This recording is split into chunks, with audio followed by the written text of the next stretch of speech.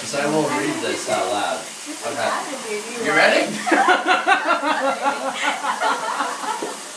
The success of known physical laws to explain the world around us is consistently bred from confident and cocky attitudes towards the state of human knowledge, especially when the holes in our knowledge of objects and phenomena are perceived by small and insignificant. There needs to be a verb at the end of that sentence or something that was run on.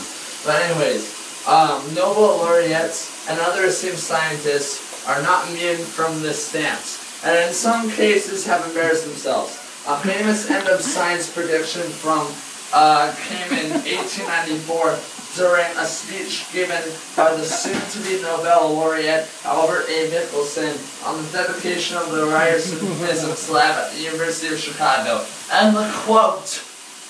Happy New Year. I did that way too fancy. And the quote goes...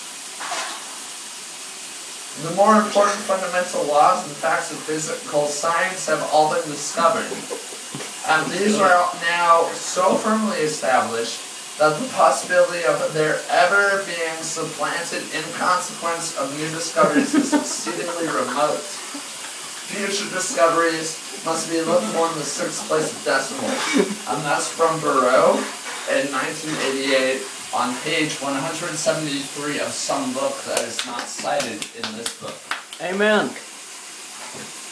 One of the most brilliant astronomers of the time, Simon Newton, who was also co-founder of the American Astronomical Society, shared Maxwell's view in 1888 when he noted, "We are probably nearing the limit of all we can know about astronomy."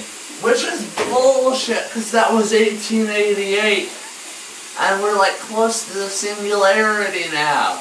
They didn't even know about singularity back then.